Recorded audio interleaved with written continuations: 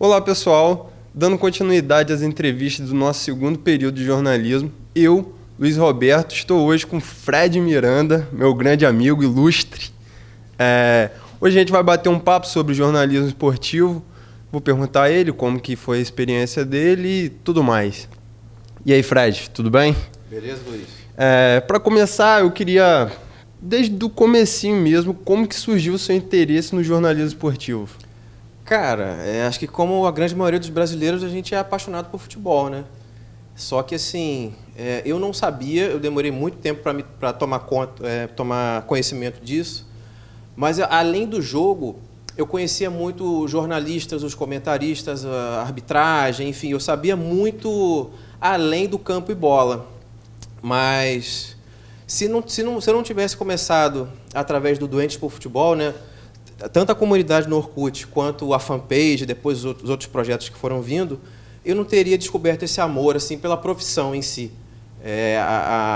Porque assim, começou como um hobby, e aí pouco a pouco foi ficando sério, e aí comecei a viajar para eventos, cobrir jogos e tal, entrevistar jogadores.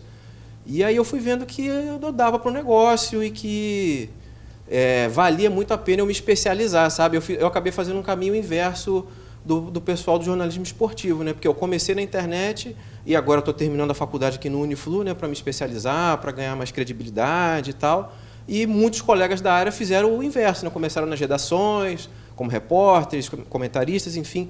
E muitos hoje têm canais no YouTube, Twitch e etc. Então, assim, foi por acaso, bem por acaso. Mas essa paixão sempre existiu, né? Sim, assim, eu sempre fui muito ruim de bola, então vou ser bem sincero.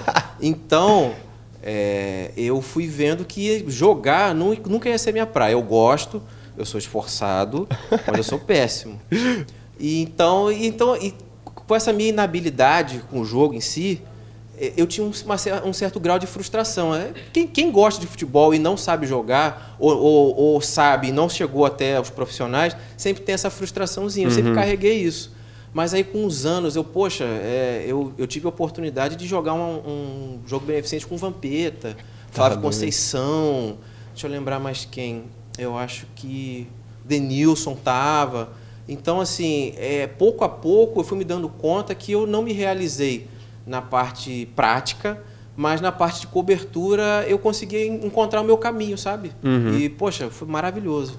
Tem sido, né? Entendi.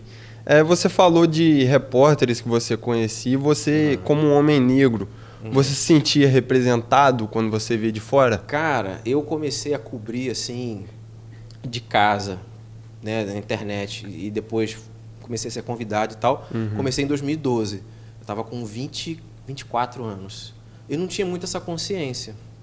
Hoje, né, já passei dos 30, tal, já estou com 10 anos de experiência, de vivência. Eu vejo que sim, falta representatividade. Mesmo nas mídias alternativas, se você for parar para pensar, há poucos criadores de conteúdo negros. Assim, você tem um exemplo, o grande expoente hoje é o Luva de Pedreiro.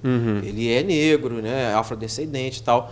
Mas fora ele, quantos que há? E a proporção, sabe? Verdade. Mas assim, o futebol e, enfim, porque no fundo é isso, faz parte do produto futebol, quem cobre, quem cria conteúdo. O futebol ele não está apartado da realidade, né, do contexto social, do contexto político. Então, assim, a gente vive num país que né, 500 anos de escravidão. É um país racista. Realmente. Então, você achar que o futebol vai ser um mundo mágico à parte e que não vai ser um espelho da nossa sociedade, querer se iludir, no mínimo. Sabe? É uma utopia. Sim. Realmente. Você também falou aí agora da DPF. Sim.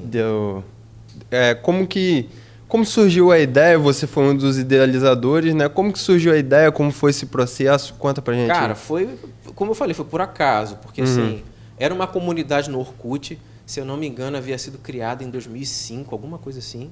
E aí eu ingressei nela em 2010. Entendi.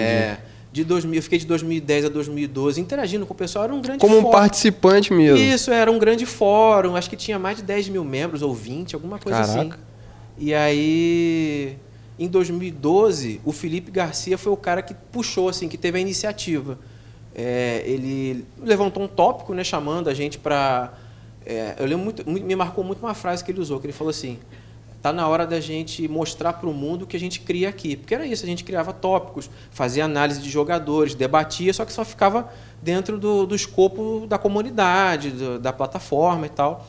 E aí, em 2012, em junho, o Felipe começou a organizar isso. E aí, quem quis entrar se voluntariou, eu fui um deles, né? E em agosto a gente lançou a fanpage primeiro.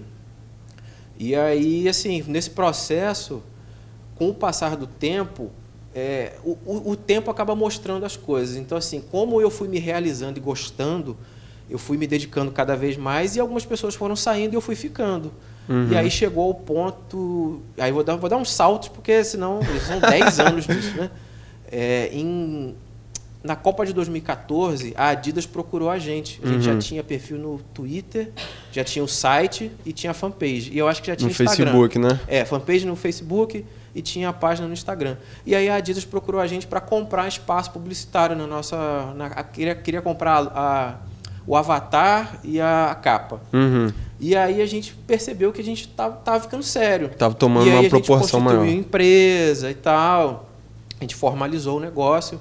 E aí, desse marco da Copa de 2014 em diante, aí decolou. 2015 eu fui cobrir a bola de prata da ESPN, a convite deles. E aí começaram a pintar vários convites. Assim, eu fiz cobertura final da Copa, 2 finais da Copa do Brasil pela Fox Sports, no estúdio. Os caras mandaram um carro aqui para me buscar aqui em Campos. Caraca. Então, assim, esse negócio me levou para Polônia, cara. A Red Bull me levou com tudo pago para cobrir o Mundial desde futebol freestyle.